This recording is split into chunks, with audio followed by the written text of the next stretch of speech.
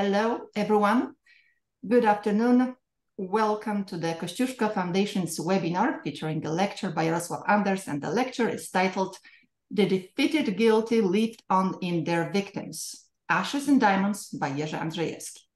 My name is Ewa Zadworna. I'm Vice President and Director of Cultural Affairs at the Foundation, and it is my great pleasure to welcome our guest speaker, Jaroslaw Anders, Dr. Malgorzata Pospiech, and everyone in attendance. This webinar is presented as part of the Tadeusz Solowi Lectures of the Kościuszko Foundation, and it is presented together with the Polish program at Hunter College at CUNY. It is the 8th episode in this series, aiming to increase knowledge and deepen understanding of Polish literature. And today, as the title indicates, discussed will be a life and body of work of Jerzy Andrzejewski, a prolific Polish writer whose works deal with controversial issues of moral nature, such as betrayal. And to all our regular attendees and to our new viewers who are joining us here for the first time, let me introduce the speaker, Jaroslaw Anders, a Polish literary critic, translator, and editor, the author of Between Fire and Sleep, essays on modern Polish poetry and prose, published by the Yale University Press, and the author of many essays published in the New York Review of Books, the New Republic, the Los Angeles Book Review, and other publications. Jaroslaw Anders translated into Polish books by Susan Sontag and into English Barbarian in the Garden by Zbigniew Herbert, Ronto by Kazimierz Brandys, and The Subtenant by Hanna Kral. In the past, he served as a writer and broadcaster for The Voice of America, and he worked in the Bureau of Democracy, Human Rights, and Labor of the US Department of State. And as in the previous episodes, in this series, the lecture will be followed by Q&A moderated by Dr. Malgorzata Pospiech. Dr. Pospiech is a writer, documentary filmmaker, journalist, photographer, and published translator. It's worth to mention that 3 of her novels were nominated for the Central Europe Literary Award.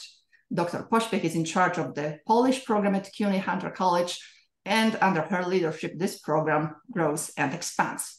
Welcome both. Thank you very much for doing this. And now the floor is yours. Hello, welcome to our guest. Thank you all for coming. I would like to thank you, Ms. Zadworna and the Kościuszko Foundation, for inviting the Polish program at Hunter CUNY to participate in the Polish literature series. And I would like to welcome Professor Anders, which it's enormous pleasure and privilege to have you with us. And I'm looking forward to your lecture about the book, and about the book who was mandatory reading for many generations of Polish high school students, and also was based for iconic movie Ashes and Diamonds by Andrzej Wajda. So I'm giving the floor to you, Professor Anders. Thank you. Thank you very much. Thanks for inviting me here again. It's my pleasure and honor to be here. We're going to talk about one of the most controversial among prominent contemporary Polish writers, a person with a particularly complicated, convoluted even life story. And we are going to talk about his equally controversial novel, Ashes and Diamonds, made, as Malgorzata mentioned, internationally renowned by Andrzej Wajda's screen adaptation. In both cases, the man and the novel, the controversy is political rather than aesthetic. Czesław Miłosz portrays Andrzejewski as Alpha the moralist, a deluded, confused moralist who was ensnared by communist schemes. In his book, The Captive Mind, about writers under communism. Zbigniew Herbert, on the other hand, places him among cynical, time-serving conformists and hypocrites, lured by communists with promises, privileges, recognition, material benefits. Some, even like the investigative journalist Krzysztof Konkolewski, suggested that in writing Ashes and Diamonds, the author actively collaborated with the communist secret security office, the political police, which, as Konkolewski claims, not only suggested the topic, but provided him with secret police files on which to base the story.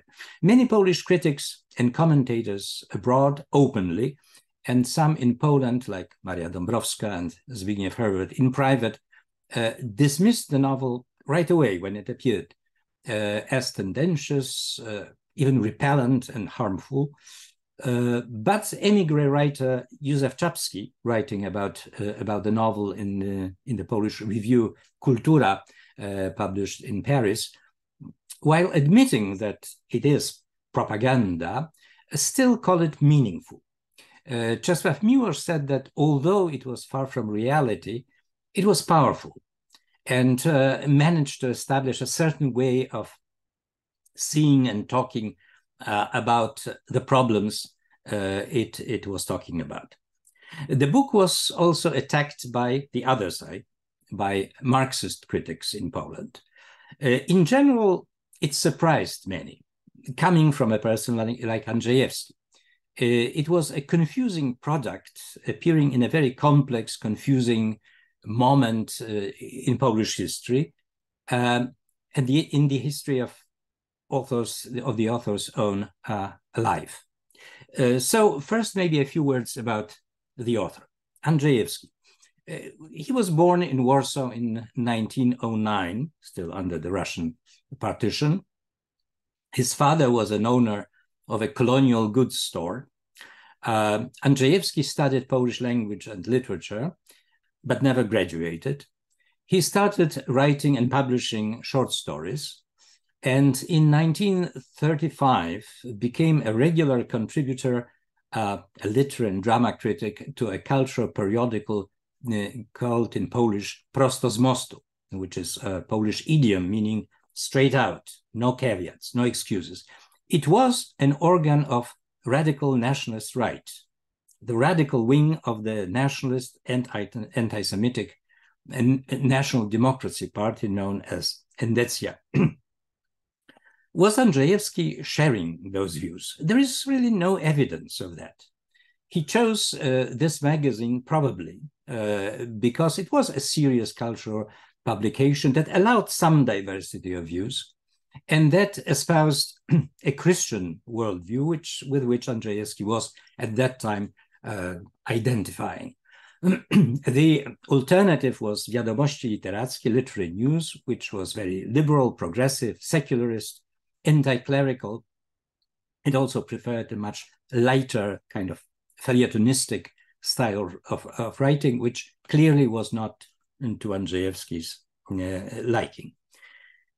He eventually parted ways with this magazine and this group of people over a campaign that he initiated to help Polish Jews being expelled from Nazi Germany. One of the first anti-Jewish acts of the Nazi regime was the expulsion of Jews who emigrated a few years earlier from Poland to Germany, usually seeking better economic opportunities. They were pushed out, they were kept in transition camps on the border, and Andrzejewski, with a few others, tried to raise money to help them resettle. And that was too much for the editors of Prosto z mostu. Shortly before the war, in 1938, he published his first novel titled Ład serca, which can be translated as Heart's Harmony, or as Miłosz does, Mode of the Heart. In Polish, the term refers generally to internal order, inner peace, that its hero, Father Siecheń, a parish priest in a small Belarusian village, is seeking in his faith and in his pastoral duties and cannot find. There is so much gratuitous evil and human suffering around. The world seems devoid of any traces of God's grace.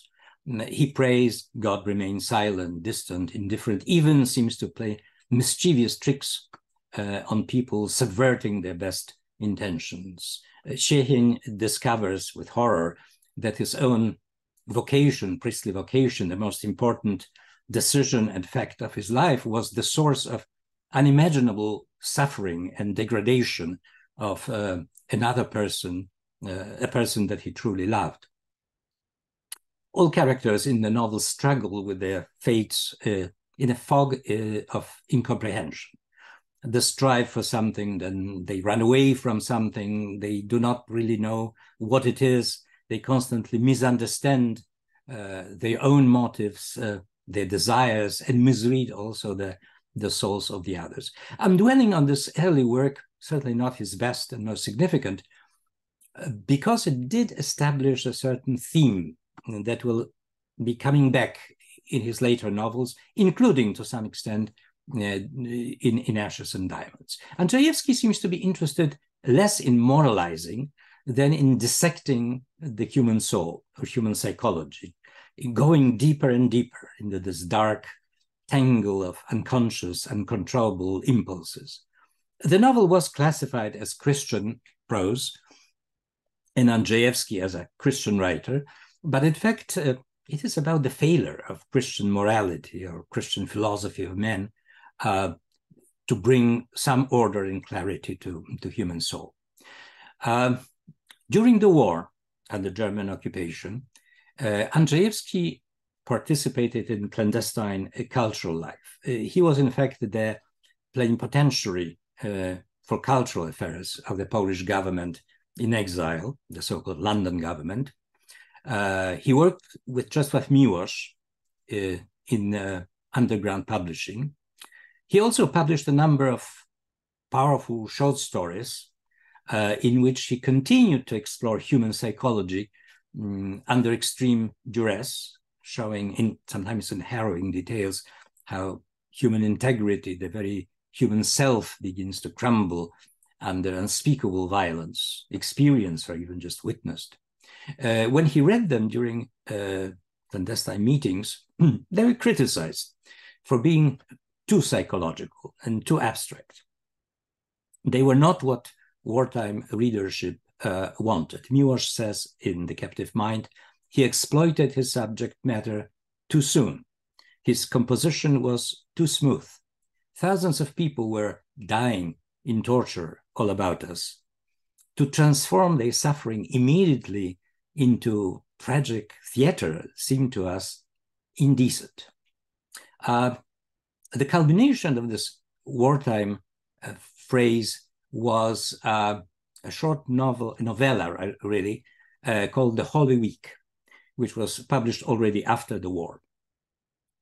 It's set in April 1943, when the uprising in the Warsaw ghetto breaks out.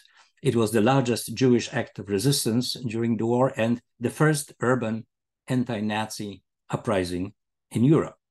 A young architect, Jan, accidentally meets Irena, his pre-war friend, possibly a lover, a beautiful woman from a rich, assimilated Jewish family, wandering aimlessly the streets outside the ghetto, obviously not having anywhere to go. And he decided to take her home where he lives with his pregnant wife. The story is framed in the Christian narrative of the Holy Week, sacrifice, suffering, redemption.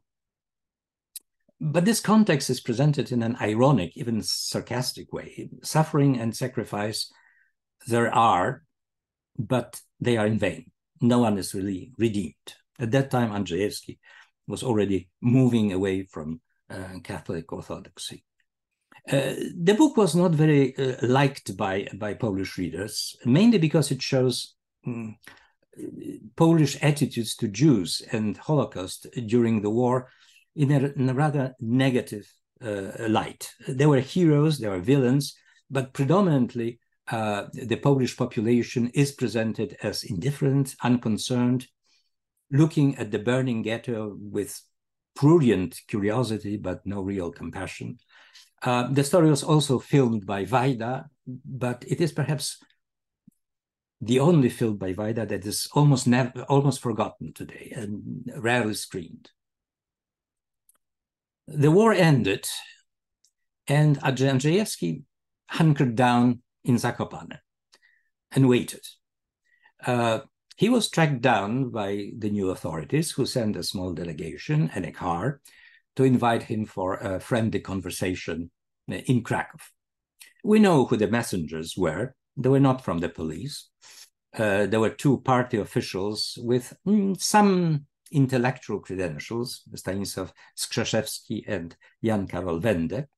No one knows for sure what transpired during this conversation, but it is fair to assume that Andrzejewski was flattered rather than threatened. During the first post-war years, the new communist government was openly courting prominent cultural figures, especially those who had nothing to do with communism. They would say, we need you, the nation needs you, we must unite the people, a person of your talent can play a very significant role. We want you to continue writing your wonderful books. If you are Christian and don't want to publish in our magazines, don't worry. We're going to create special Christian magazines and Christian publishing houses for you. The only condition, of course, being not to criticize us and from time to time give us some support. As long as you're not against us, you are with us. And Andrzejewski, the former contributor to an extreme rightist magazine, the former Christian writer, the former cultural plenipotentiary of the London government, a writer who during the war openly expressed anti-communist views. Andrzejewski decides he's not against, and he's invited into communist literary salons. Miłosz writes that this kind of reaction was not surprising and quite common. It was actually his reaction as well. The police repressions that were going on at that time were hardly a secret to those who wanted to know about them, to look. But on the surface, the life continued. There was this tremendous effort to rebuild the country, to rebuild Warsaw, to improve the life, the living conditions of the lowest class, especially the peasants. Writers wanted to write, and they wanted to feel and need appreciated. There were some, like Herbert, and a few, very few others, who refused the deal. But there were exceptions, exceptionally few exceptions, and we have to respect them for that even more. Andrzejewski did not refuse. Ashes and Diamonds was, it was not his first book published after the war. There was the Holy Week, as I mentioned, but it was the first novel that was ostensibly a response to the current reality, to current events. What was happening in Poland at that time? Quite a lot was happening. The novel starts the day before the official end of the war, the Nazi capitulation. The German forces had already been pushed out of the Polish territory by the Red Army. Poland is ruled by a government, the so-called temporary government, formed in Moscow and subservient to Soviet interests, with very little public support in the country. In June 1945, the government was expanded to include 5 ministers from the agrarian party, Partia Ludowa, led by Stanisław Mikołajczyk, who resigned as prime minister of the London government, came back to Poland to become one of the deputy prime ministers in the new government. 2 years later, after the rigged elections of January 1947, they were already pushed out and persecuted, and Mikołajczyk and his deputy had to escape from Poland. At the same time, units of the Red Army stayed in Poland to assist the new government. They stayed there until 1993, in fact.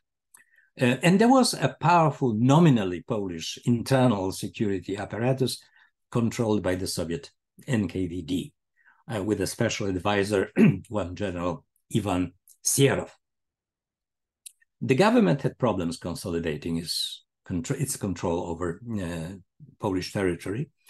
And the mission of the Urząd Bezpieczeństwa, the security office, was to eliminate all real or potential obstacles to such control.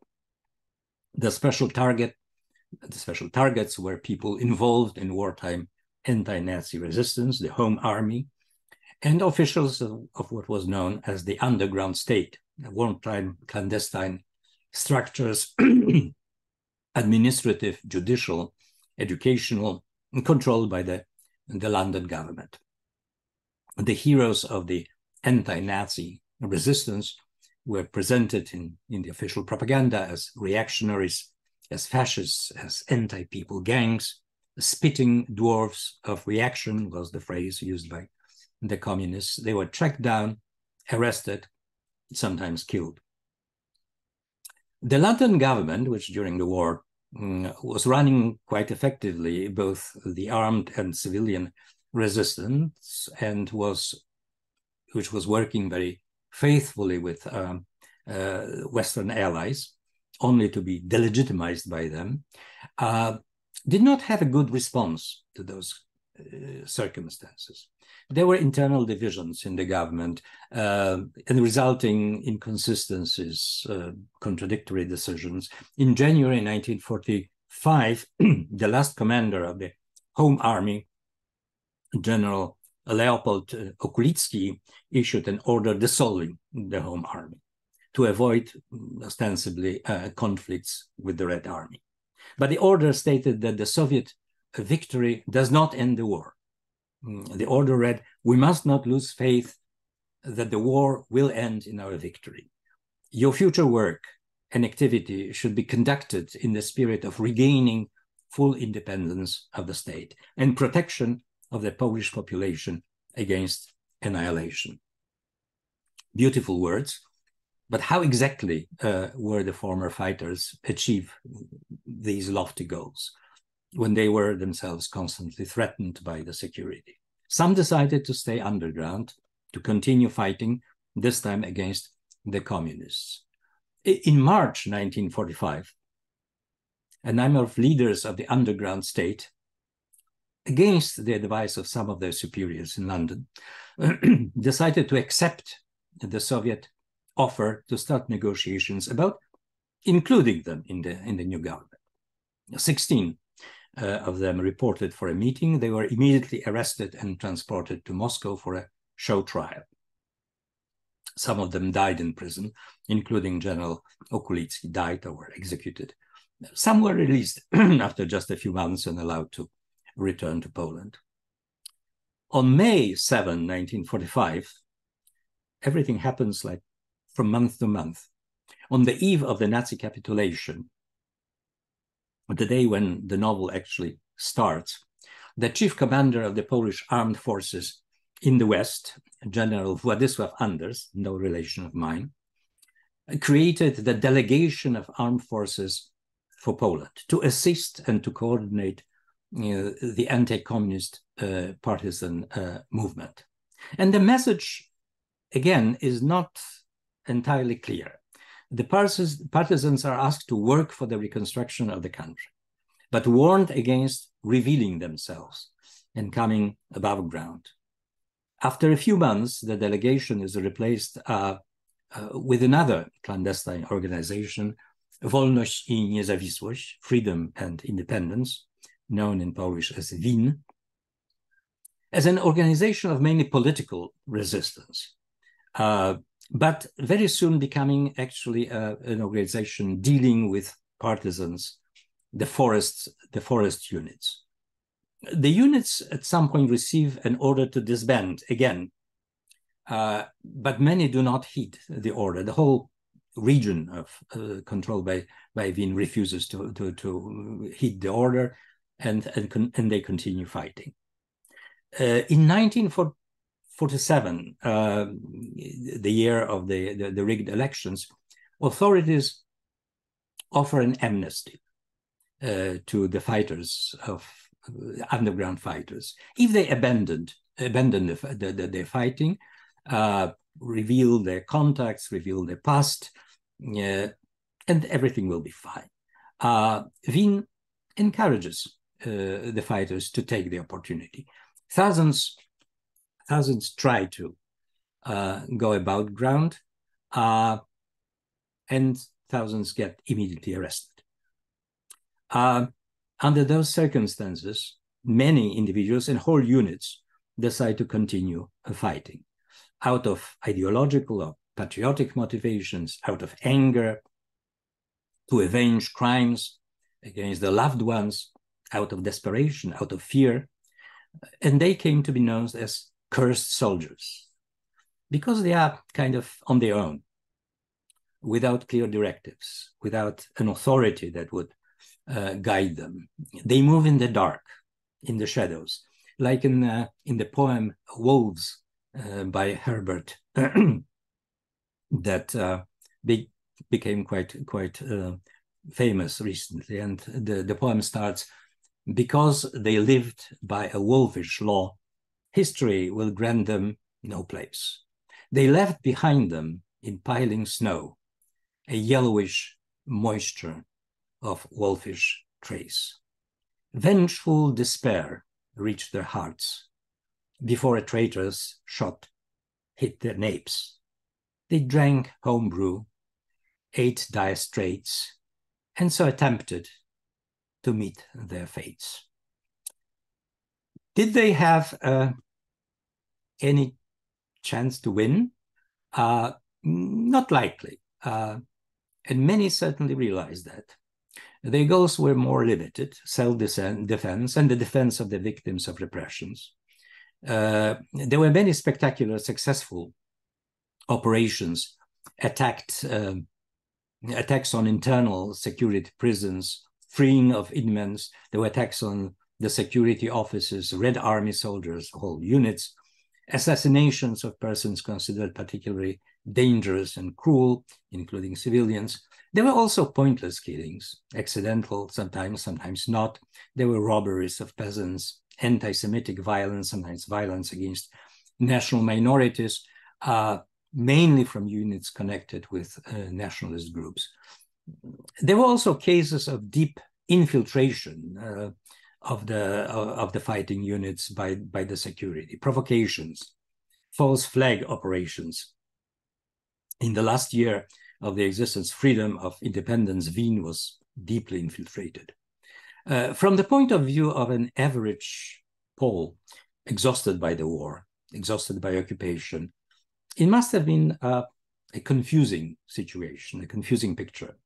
The last remnants of the armed resistance were eliminated or dispersed in the 1950s.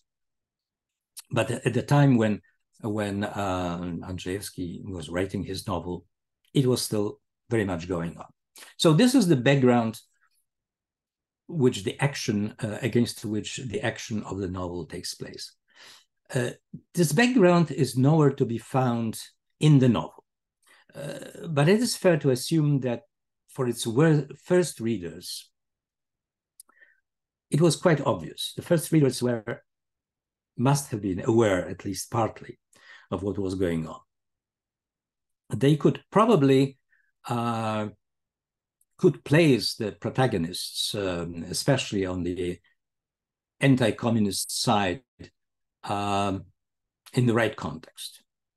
Unlike the future generations, like mine, for instance, who read the novel at school as part of the communist canon, I believe, I don't remember exactly when I read the book for the first time, but we had very little idea of what it was all about. Of course, I don't have to summarize the novel because I'm sure you have all read it. You haven't. Well, you have just watched the movie. Okay. Andrzejewski started writing a novel as something quite different. At the end of the war, he planned a story, a novella, about Judge Kosecki, an upstanding citizen, a family man, respected, if not brilliant, jurist, a pillar of the society, who gets sent to a concentration camp where he turns into a monster, a ruthless enforcer used by the guards against other prisoners. And every camp had such characters. They were usually hardened criminals who played the role for meager privileges and the promise of survival, the promise that the Nazis rarely intended to keep. Andrzejewski makes this particular capo, as they were sometimes called, rather atypical, a judge, a member of the intelligentsia, someone having no experience with violence, someone, judging by the description, without a particularly strong physique, a strange case. But perhaps Andrzejewski, interested, as I've said, in morally and psychologically extreme situations, found this situation interesting. So it was going to be one of those wartime stories, a dissection of the human soul in the state of fall and degradation. According to the version most biographies accept, he showed a draft to one of the editors, who expressed interest, but suggested that the story should include a more comprehensive picture of life just after the war. So Andrzejewski kept the Judge Kosecki story, but added two more plot lines, two more plot elements. One is about the older son of Kosecki, Andrzej, who is a former partisan who now struggles to fight against communists, a cursed soldier, and who plots together with his commander, Waga, and his friend and subordinate, Maciej Helmicki, the assassination of a communist official, Sztuka. There is a fair amount of attention paid to this group of conspirators, and the way they are presented is worth some consideration. They are hardly monsters. They would be in proper communist propaganda. They are not fascists. They are not fanatics. They are not greedy landowners or capitalists who would do anything to preserve their privileges. They are hard. They are soldiers. Killing and getting killed is what they do. They are disciplined, used to following orders, but they are also able to consider, discuss those orders critically. They are not mindless killing machines. They are human and thoughtful, and they hesitate. They hate communism. They believe it means the destruction of everything they value, but they seem uncertain, doubtful about their success and the standard justifications of the actions that they used to hear. Waga, the commander, does not try to convince Kosecki by using pragmatic or political arguments. His speech, which later Kosecki repeats almost verbatim to Maciej, is, we can risk the overused term, existentialist. No, we cannot be sure about the rightness of our choice. We cannot be sure of the ultimate outcome of our decisions. But as human beings, we have to decide, and we have to remain faithful to our decisions. We have to remain true to our colleagues who fought along with us and died for the same goals, and we must remain faithful to ourselves, to the way we decided. Something of Camus, perhaps of Sartre, but also perhaps mainly of Conrad, Joseph Conrad. It so happens that last time we talked here about Joseph Conrad and his rather dark, pessimistic concept of men and his fate. We float in the ocean of darkness in which we can sink anytime. We can share the fate of Kurz in the heart of darkness. The only solution, some kind of solution, a sort of solution, is to cling to what he says, a few very simple ideas, so simple that they must be as old as the hills.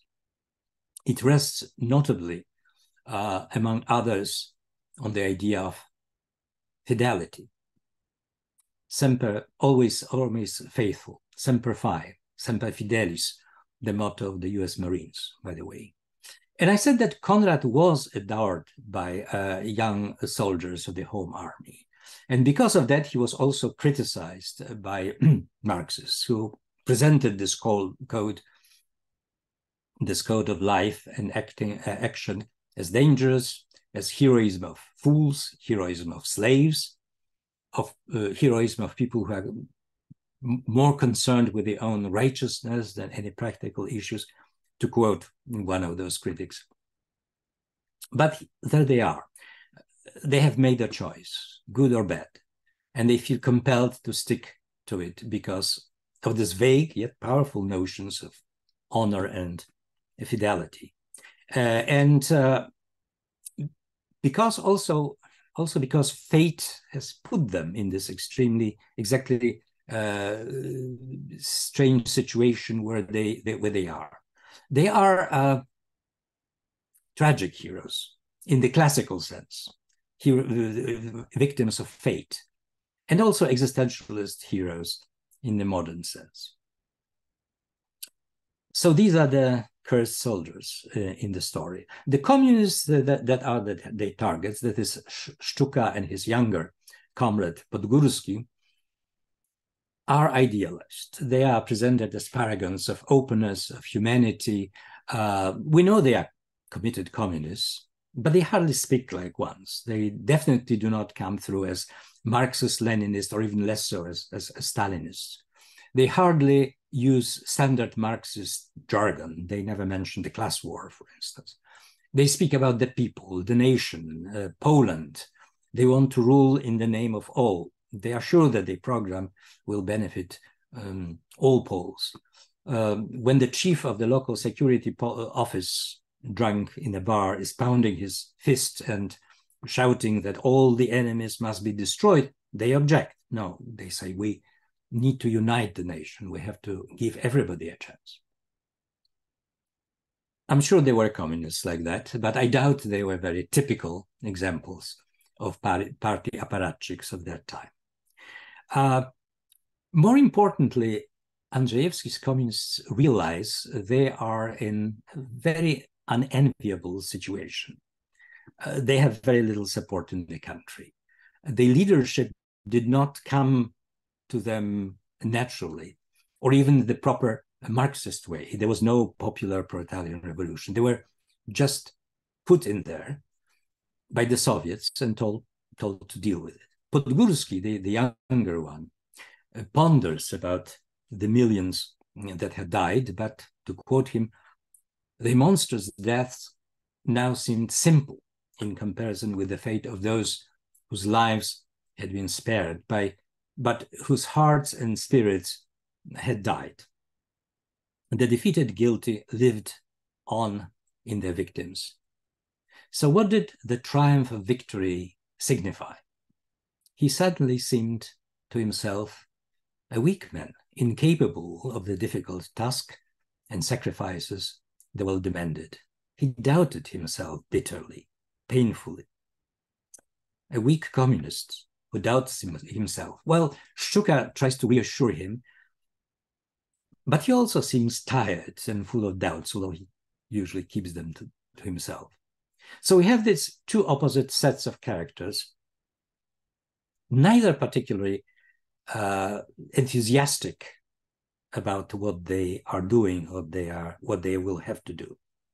And there is this third element, the younger Kosecki son, Alek, who is a member of a group of school friends under the leadership of a boy with clearly fascistic characteristics.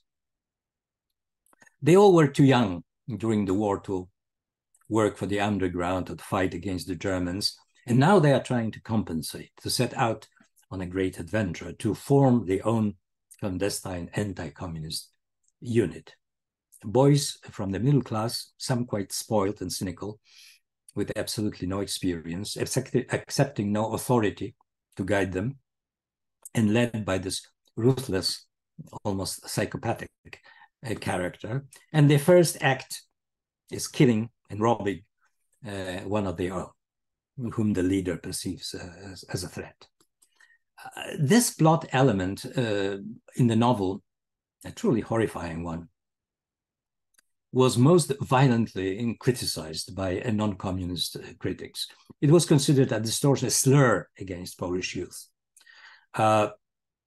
It may be argued that by juxtaposing the two worlds of the two Koseckis, the two Kosecki brothers, the world of the experienced and mature home army fighter and the young, crazy upstart, Andrzejewski meant to show some affinity between them, some continuing, perhaps, a transition, a degradation of the movement from idealism and loyalty to chaos, brutality, and casual murder.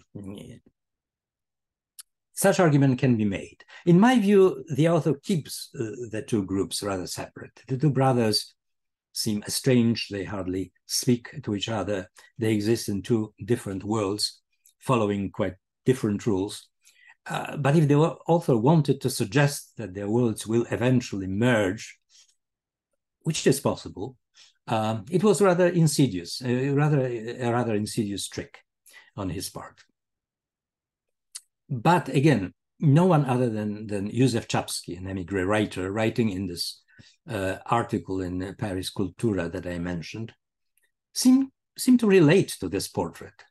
No other generation, he writes, lived through so many fractures and shocks as the generation which moved from childhood into young adulthood during the years of the last war. Broken up families, groups, friendships, so much death, missing family members, those who survived torn between Poland and emigration. It sounds as if Czapski had met people like that. He says that this experience resulted in two extreme positions: escapism, that often turned into cynicism, and frenetic activism, throwing oneself into a whirlwind of activity without a clear plan or even without faith in any success. And in a sense, the young Kosecki represents both these positions at the same time. And there is a pole of sadness and resignation that hovers over the whole novel. No one seems to be happy, except the scoundrels and careerists who are on the make. No one has a clear vision of their own and the country's future. Everybody seems tired, fatalistic. The terrible long war has ended, but there is no dancing in the streets, no celebrations as it was in many Western towns. When the Nazi capitulation is announced over the loudspeakers, people listen in silence to the national anthem, and then in silence and disperse. So propaganda, but propaganda of what? Of resignation, dejection, collective national depression as the only sustainable solution. And this is ashes and diamonds, as most of us know, know it today in its final definitive form that took shape in the third book edition in 1954. All consecutive editions and most translations are based on this version. And not everybody realizes that the novel exists in at least two other versions. And the differences are sometimes significant and telling. Excuse me, let me.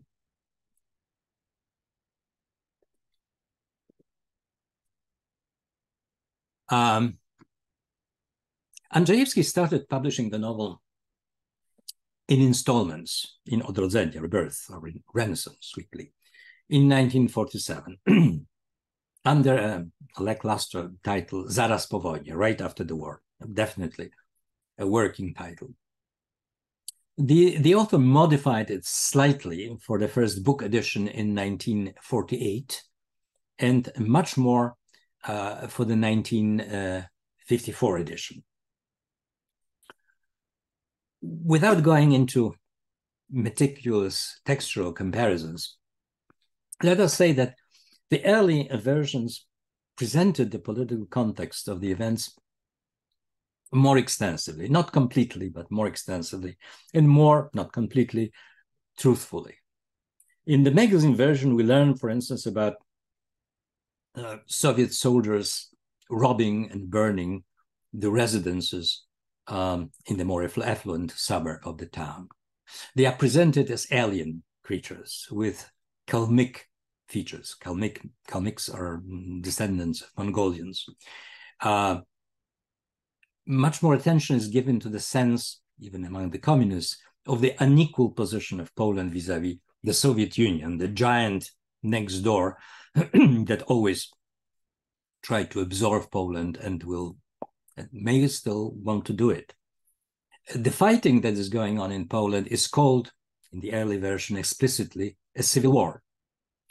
Communists admit there are whole areas of the country over which they have little of no control. And the younger communist, Podgórski, at times seems to defend the anti-communist partisans, his sworn enemies. Do you believe, he says, that shots aimed at party members, militiamen, soldiers, and political activists are shots against the reforms of the revolution? That partisans hiding in the forests, those young boys from the Home Army, are fascists? Certainly not. The so-called Polish reactionaries are much less reactionary than one claims. And he later says he understands their confusion and disappointment because the Poland they got was not the Poland they fought for. They were cheated by fate. And at the end, he refuses to judge the old Kosecki. He talks to him, Kosecki confesses his past in the camps to him, and he lets him go. Go home, he says. And Kosecki goes and drinks coffee in a cafe. Andrzej Kosecki also talks much more specifically about what is happening to his colleagues who survived the army. Many of them, he says, are rotting in prison for nothing. These elements were weakened a little bit for the book edition of 1948, especially the unfavorable presentation of the Soviet soldiers, and practically eliminated in the 1954 edition. Also, in the earlier versions, Andrzejewski puts more stress on psychological dilemmas of the characters. That, as I said, these seem to be Andrzejewski's deepest interests. In the 1954 version, there is some psychology, but that it inevitably leads to a moral judgment. Kosecki has to be punished. He is delivered to Wrona, to the home security office. A division into right and wrong must be underscored, must be clear, and of course the communists have to be on the right side. And then there is the movie by Andrzej Wajda. I hope we may talk about it a little bit more in Q&As. The movie can be, some consider the movie yet another fourth version of the novel. Andrzejewski worked with Wajda on the screenplay. Wajda has focused on just one plot of the novel, that of Sztuka's assassination, with only 4 full-fledged characters, that is Andrzej, Maciek, Sztuka, and Krystyna. He paid much more attention to than the novel to Maciek and Krystyna's love affair, and Maciek's rather radical transformation as a result of this love, almost a Romeo and Juliet theme, a soldier entangled in love. He definitely strengthened the tragic element, infusing the movies with his signature symbols, the reversed crucifix, the white horse, white linen, the garbage dump. But also, and it sometimes bothered me a bit, Wajda puts the tragedy in grotesque brackets. Everything that happens outside this narrow group of characters is grotesque, surreal, phantasmagoric, something out of Fellini's movies in the 60s. It makes the central tragedy look even more senseless than in the novel. The world is crazy. The world is polluted, degraded. What are you dying for goodness sake? And of course, Maciek's death on a garbage heap, a clear reference to the saying, the garbage heap of history attributed to Trotsky.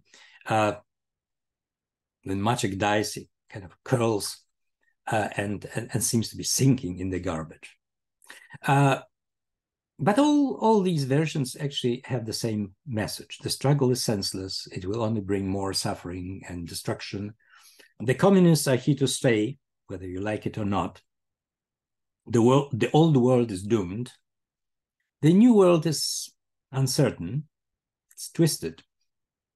But maybe, just maybe, it can be straightened out by some good people. Who knows? All versions starts with, with the death by mistake of two innocent people. They end with the deliberate assassination of Sztuka and strange, accidental, almost semi-suicidal death of Magic. And the Polonaise, the drunken procession that stumbles, presumably, into the new day.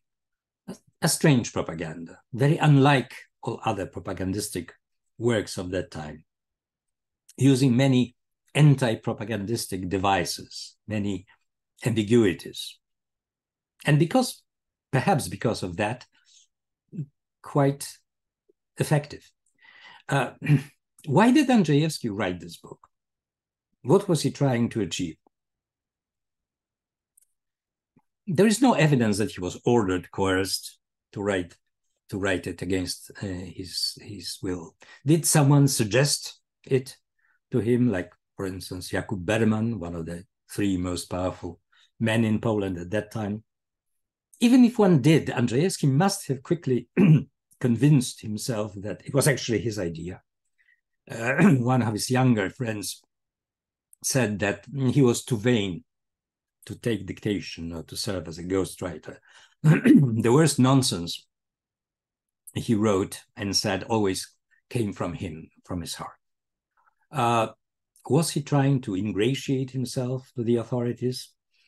He might have genuinely felt that such a book needed to be written at that time. Miłosz suggests that in The Captive Mind, that towards the end of the war, Andrzejewski, and not only him, was growing disappointed with the policies of the London government, its constant appeals for sacrifice, irrespective of circumstances. Andrzejewski was shocked by the Warsaw Uprising in 1944 that resulted in the death of some 150, 200,000 civilian population and the total destruction of the city. On the anniversary of the uprising, he wrote, "It is impossible not to hate the people who caused the destruction of Warsaw. No intentions can justify them. History is not a matter of intentions, but acts. And even their tragic character does not erase the guilt." This kind of thinking, of course, brought him close to the line represented by some Marxist critics who, after the war, tried to discredit the Conradian code of honor and loyalty. We will never know, but it was probably a combination of motives, some lofty, some base, some explicit, some perhaps unconscious or suppressed, as it is often the case in such matters. When Andrzejewski wrote the novel, he was hardly a declared Marxist-Leninist. He probably expressed his own ambiguities and hesitations to a certain degree. But he soon made the great leap and accepted the doctrine, communist doctrine, wholeheartedly. In 1950, he joined the party, and he immediately became a very ardent, extremely dogmatic proponent of its socialist, realist cultural policies, which were officially proclaimed a year earlier in 1949. In his activist period, he wrote mostly articles, delivered speeches. He published works that at that time that have titles like "So That Peace May Triumph," "About the Soviet Men," "Party and Literary Creativity." In the latter, he even criticized the party for being too lenient, too liberal towards writers. Interestingly, he himself never really wrote a typical schematic socialist realist prose. The closest he came to it was a book of satires called Wojna Skuteczna, an effective war or an account of battles and sorties against snobs. He was the darling of the party. He was celebrated, showered with distinctions, awarded. He was holding high-level positions. He was at the top. And then came another breakthrough. The story, an anecdote perhaps, but one that he repeated himself, was that he was delivering an important speech, which was enthusiastically received by the audience. And at some point, he noticed the corner of his eye that two persons in one of the front rows were leaning to each other and whispering something. And he was seized with paralyzing terror. He must have said something wrong. He must have made some ideological error. And the fear was so intense that he fainted. Someone else had to gather his notes and finish his speech. And then he says he realized that something was wrong. The most celebrated writer in the country, living in such fear, definitely not being in control of his actions.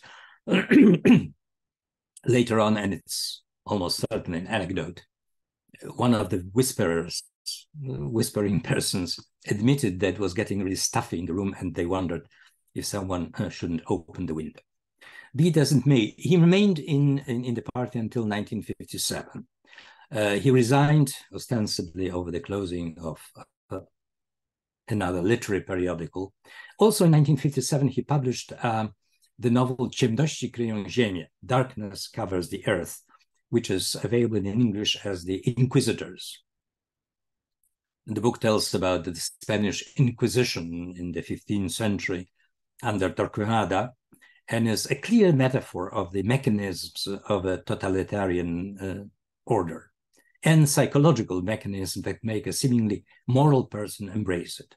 It was followed in 1960 by Bramy Raju, The Gates of Paradise, about the children's crusade in 1212.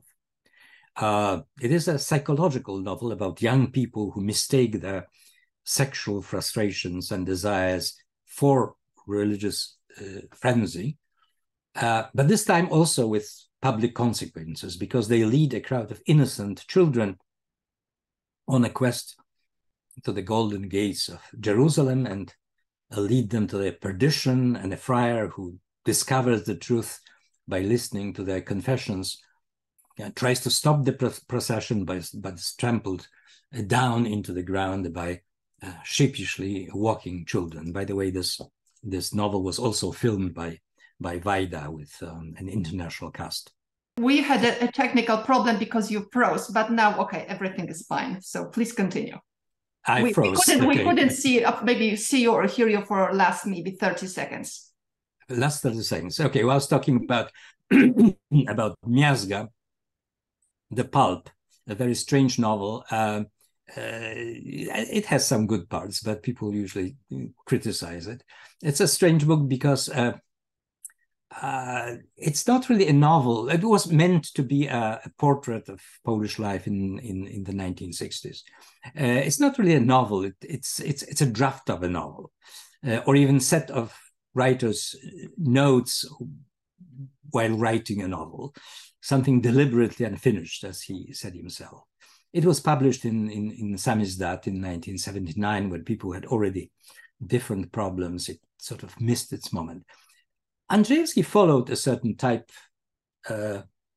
typical path of many Polish pro-communist intellectuals: endorsement of communism, then doubts, criticism of some aspects of the system, then criticism of the system itself, and finally joining, or at least supporting, democratic opposition. And as always, Andrzejewski followed this path to the max, always trying to be in the lead. When he broke with the regime, he took part in every protest action. He signed every protest letter. In 1968, he was one of only two, I believe, Polish intellectuals who openly criticized the Warsaw Pact invasion of Czechoslovakia. The same year, Paris Kultura published his short novel Apelacja, Appeal, which was rejected by censorship in Poland.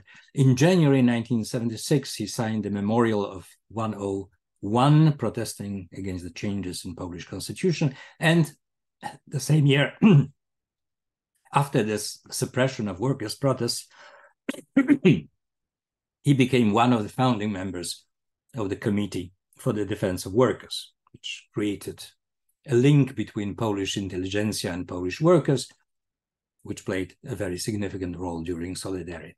Sadly, the last period of his life was also marked by personal decline, alcoholism, depression, psychological breakdowns, and he died of heart attack in 1983. As a person, he remained an enigma. He was probably a deeply insecure person who combined this insecurity with a sense of mission, striving for greatness. He often confessed to profound doubts about the quality of his writing, yet at the same time considered himself a great writer, the greatest in Poland, perhaps in Europe. People say that every year he was waiting impatiently for a phone call from Stockholm. He seemed to be, like many of his characters, a person of deep psychological disquiet. He was looking for a system, an external system that would bring order to this turbulence. First, Christianity or Christian morality. That did not work. Then Marxism-Leninism, a rigid system, also a kind of secular religion that seemed to provide all answers, but based on repression. Wherever he was, whatever he was at any given moment, he probably had to convince himself that he earnestly, completely believes in what he wanted to believe, only to discover later that he not only believed wrongly, but perhaps did not believe at all. And coming back to the novel, Ashes and Diamonds, as we know, the title is taken from a poem by Cyprian Kamil Norwid, a late romantic or early modern poet. In the poem, it is an open question, not ashes and diamonds, but ashes or diamonds. The fragment goes, "From you as from burning chips of raisin, fiery fragments circle far and near. Ablaze, you don't know if you are to be free or if all that is yours will disappear. Will only ashes and confusion remain, leading into the abyss? Or will there be in the depths of the ash a star-like diamond, the dawning of eternal victory?" It talks about a person that is burning with passion, a romantic hero, but one who does not know whether this heat, this pressure will produce a diamond or ashes. The usual interpretation, of course, of the novel is that Andrzejewski has given us the answer. The communists are the diamonds, and those who oppose them will turn to ash. Perhaps that was Andrzejewski's intention. But at that time, at the very beginning of Poland's post-war history, the question was very much open. And it is possible to read the novel today, especially, as an open question. What's more, as a question to which history gave an answer. It was those who resisted morally, spiritually, intellectually, and passed this resistance on from generation to generation, finally produced the diamond of deliverance, free Poland, and the communist plans turned to ashes. This is a sort of conclusion, and I will stop here and maybe try to answer some questions. Thank you very much. Thank you very much, Professor Anders. It was very interesting lecture and brought a lot of thoughts about connection between, in Polish literature, between history and post-war history in this case, and the mirror of it in the literature, and also the connection during the times, and very strong Norwid stanza about diamond or ashes. So thank you so much. It was very also moving.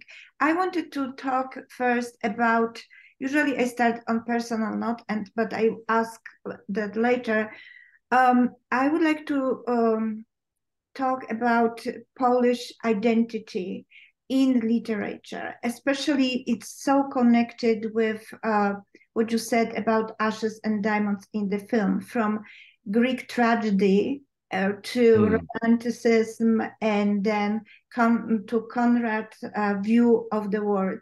So could you talk about it a little bit?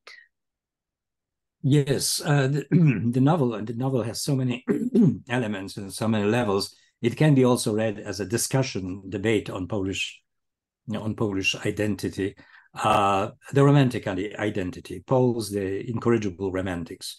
And that's what Poles are very often criticized for throughout the 19th century, throughout the period of partitions, and then various different historical tragedies that befell the country. Poles were seen as romantic resistors, those who fought against all odds, very often without any chance of winning, those who fight because they want to give testimony to their values and beliefs, rather than win anything practical. Poles who fight because they want to create a myth that will somehow bind, motivate a future generation. That's the romantic myth of Polish history. Not everybody agrees with that, but the Warsaw Uprising of 1944, the tragic uprising, was very often, still is considered the last romantic uprising in Poland. And of course, the cursed soldiers in this novel, we can discuss how it was in reality, but in this novel, the cursed soldiers are presented as romantic novels, hopelessly romantic, going to die because of imponderable values. And of course, the same myth was attacked at the time by Marxists who try to bring Poland down to the materialist determinism. That means what matters is only material life. Yes, I think this myth of romantic myth is very, very deeply embedded in Polish culture, in Polish literature, in Polish thinking. It's very hard to avoid it. Even very rationalist people from time to time yield to it. Whether it's good or bad, it has its beautiful moments and pushes Poland to Poles to do great things. And sometimes it turns out to be destructive. And that there is an ongoing debate about it, especially after the war. Konwicki, the author that we are going to talk about next time, is also very much involved in the dissection of Polish mythologies, in how they are created and how they work and how they fall apart. But yes, you're absolutely right. This Polish identity has this component. It's unavoidable. Whenever you talk about Polish identity, it's hard to avoid this particular component. Thank you. And a question about Ashes and Diamonds. First, this is a personal note. Do you remember when you saw it first time? What was your reaction? Because right now I read in one of those interviews with Martin Scorsese that on his list, the greatest movies of the world, on the third position is Ashes and Diamonds, yes. After Kubrick and after 8.5. So what is your opinion? What is your personal view on Ashes and Diamonds? And when you saw it this time? It is possible, I was making a joke about it during the lecture, that I actually saw the movie before I read the novel. The novel was on the list of obligatory reading, but I don't remember actually having it assigned, and discussed in class. Some teachers deliberately omitted it. It was not always part of the curriculum. So it's probably I saw the movie, and then in high school, I believe, and then read the novel. I remember discussing it with my friends. I have a few friends in high school who were very interested in film, and some of them actually became filmmakers. And we're dissecting the movie and talking about the formal part of it, you know, the use of symbolism, the use of metaphors, the use of literary and film references in this movie. As far as the message, you know, I believe our reaction, the genius of the idea of Wajda putting Cybulski, the icon, the myth, the beloved, the sweetest bad boy in Polish movie as the central character. You know, he made him the central character, and it was impossible not to love him. You know, and probably the reaction was a poor magic. Why didn't he just escape? You know, why didn't he just elope with Christina? Christina says that her father lives in London. He should go to London and live happily ever after.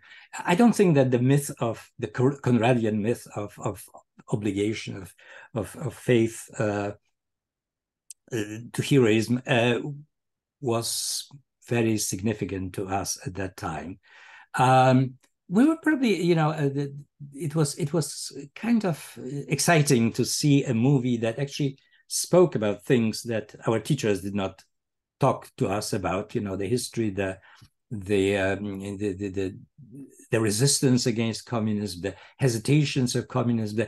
It did provide some information that was not readily available at that time in Poland, and we considered kind of, you know, brave in that particular moment. It was made in 1958, and we probably watched it in the 60s. And formally, you know, we noticed very often how intense it was from the formal point of view. They use, you know, I mentioned this grotesque, this kind of circus element that is the background of the drama, you know, that reminds one of Fellini's movies. Fellini started doing it in this kind of, I wouldn't say magic realism, but grotesque realism, you know, fantastic realism in the 60s. And Wajda apparently did it earlier, you know, using this strange characters, caricatures, you know, that appear from nowhere and fade into nowhere. So the movie was very impressive, I remember, and it probably made us to read the novel. And the novel was much more complicated and had these three elements, and of course at that time we did not know about the earlier version. I recently got by mail, you know, this is an edition from 1949, which is the second book edition, and it's identical to the 1948 edition. So it's the first edition, and then I have the edition from that everybody else is using and knows as Ashes and Diamonds, that we're left with today. It's interesting that Andrzejewski never went back to the earlier version, even when he could do it. You know, even after the change of the political system in Poland, he kept it as the definitive version. Thank you. So let's go to the questions.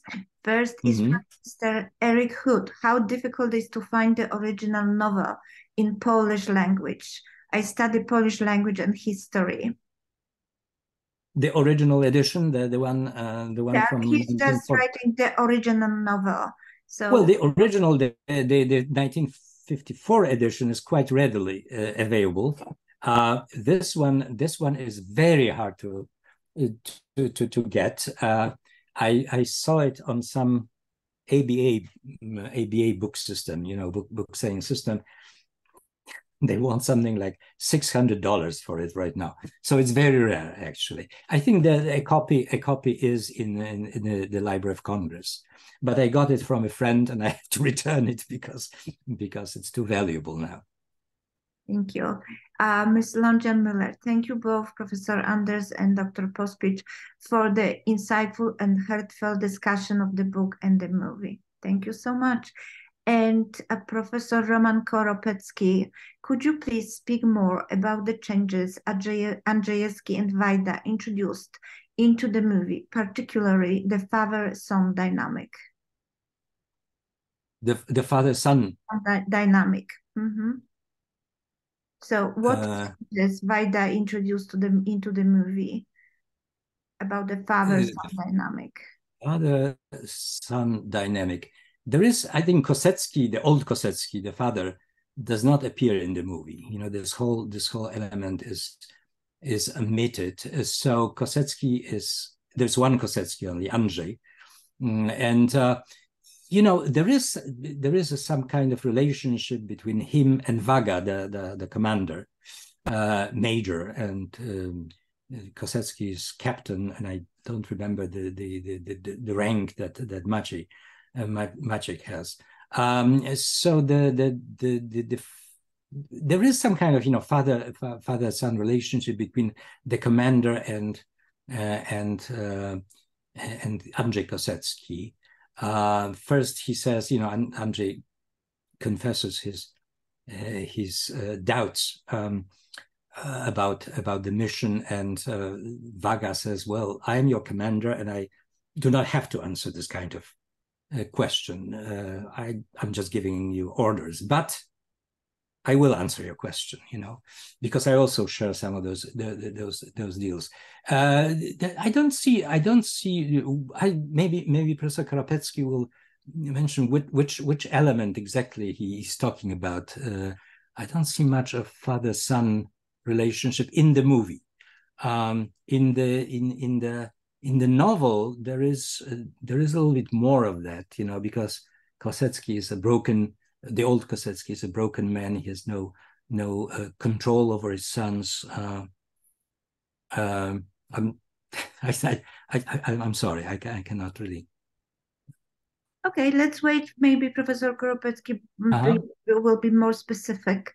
So I think that the Wajda in general took more out of the story of the book that added the changes. The important changes in the film was moving the Polonaise scene to the very end. The book ends with books end with the death of Maciek. The Polonaise happens much earlier, and next day is the assassination. The Polonaise is in the movies at the end. This is the closing. This is this very, of course, clear relationship to the dance in Wesele, Wyspiański's drama, the marriage, the mad dance of people, you know, who've forgotten about what they're doing and what they're for. So this is the strange. They're you know, they're dying on the dump, the trash dump is kind of, you know, putting down the message. You know, there are some symbols that almost cancel each other in the movie. Like, for instance, after when Maciek shoots Szczuka in the movie, they fall into each other's arms. They embrace. You know, it's almost like a scene of reconciliation, or a scene of we're all Poles. You know, we all really want the same, but we miss each other's intentions. But then there is this death on the garbage things. He erases it all. You know, it's dump. You're in the dump. You know, you're done. You know, you're out. So in some ways, the movie is stronger in delivering the message, and sometimes it's more ambiguous and more mysterious. You know, in some elements. Thank you.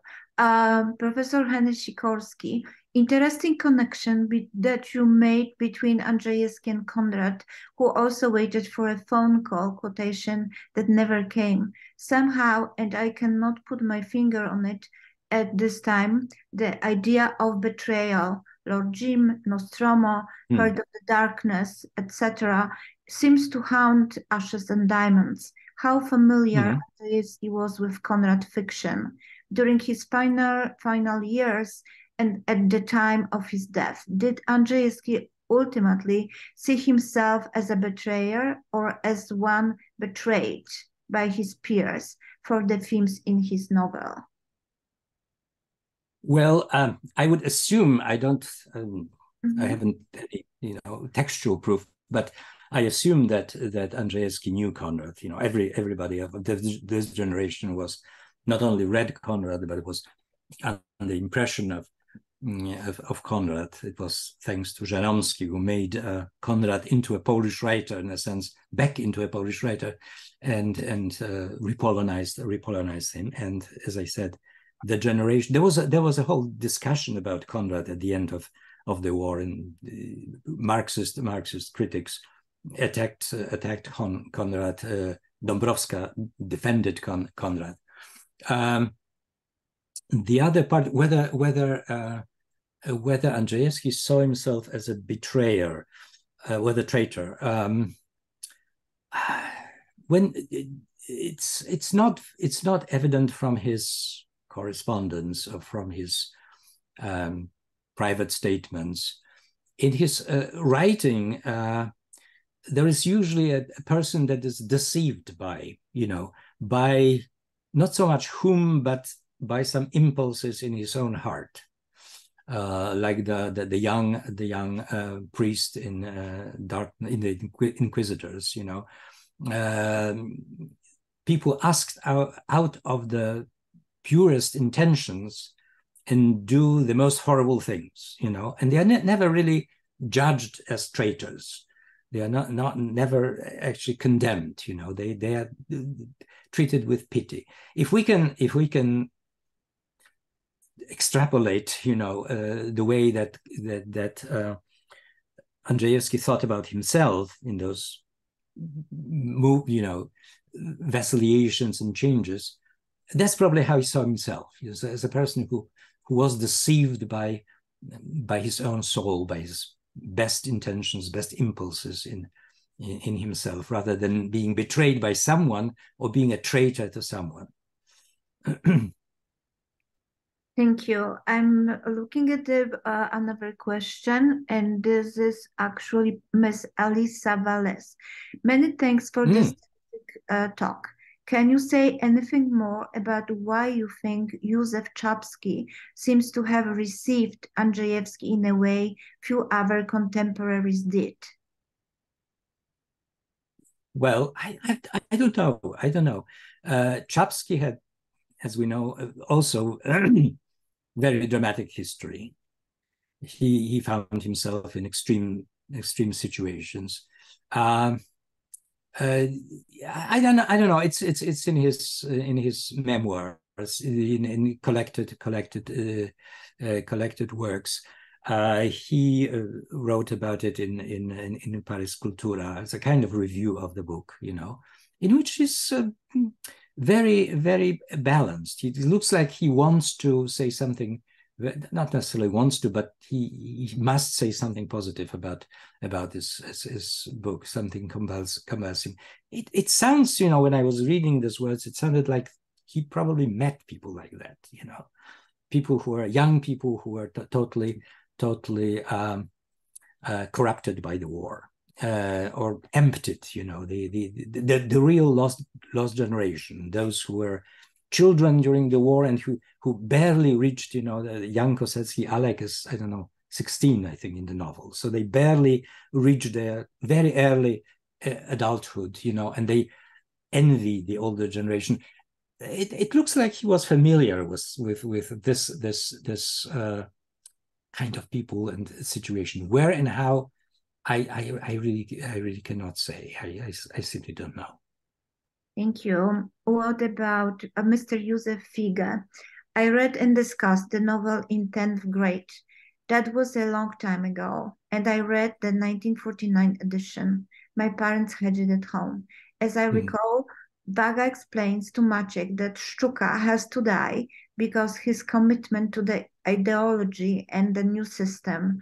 Does that suggest that Andrzejewski defended ambiguity and hesitations against strict ideological commitments? No. I think that Sztuka is presented in all versions of the novel. That's almost saintly person.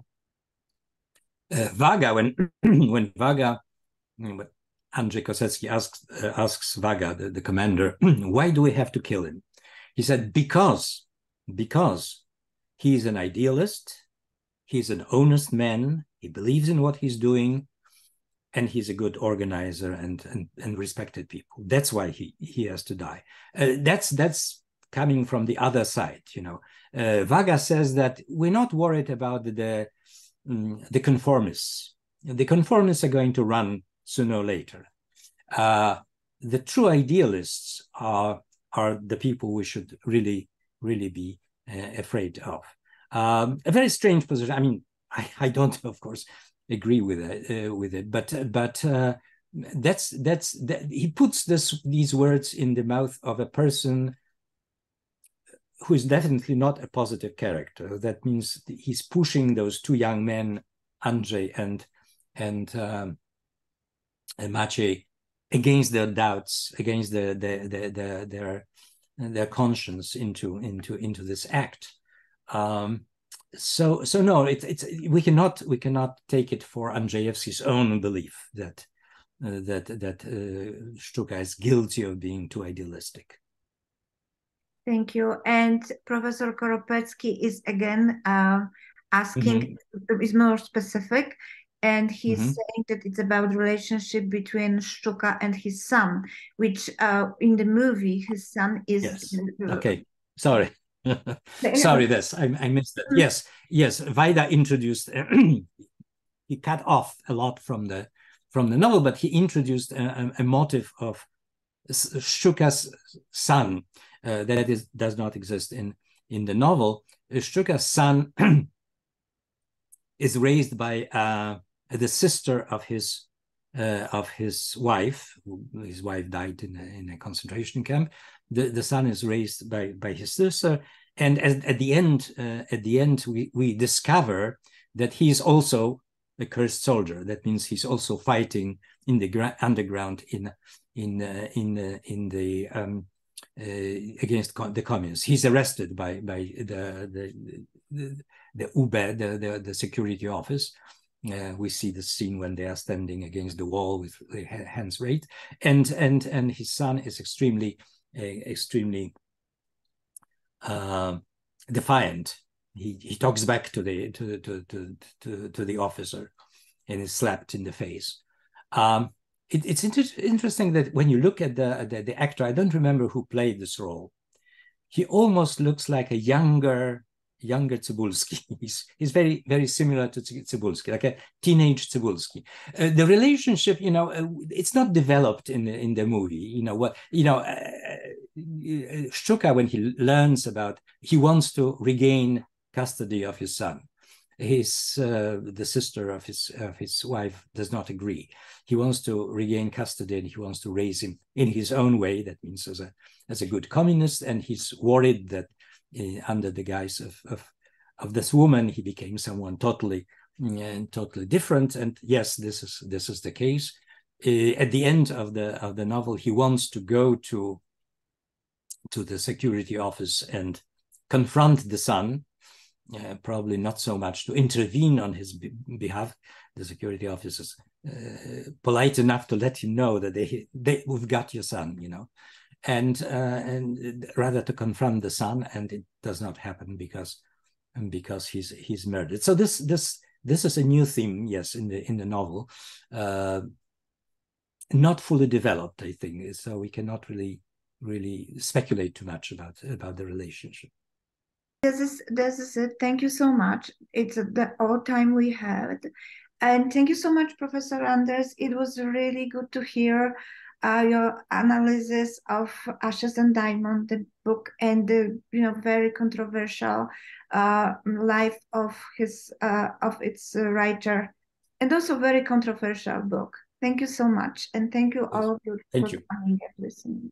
Thank you very much. Thanks. I would also would like to express our big thanks to Jaroslaw Anders for another great and very informative talk and telling us all these stories which painted a picture of living in Poland in its previous era. Thank you to Dr. Pospiech, who who disappeared. Okay, here you are again. Hello, thank you very much for navigating the discussion and all your involvement in this program. Thanks to everyone in attendance for joining us this afternoon on our Zoom platform, and thank you very much for your interesting questions.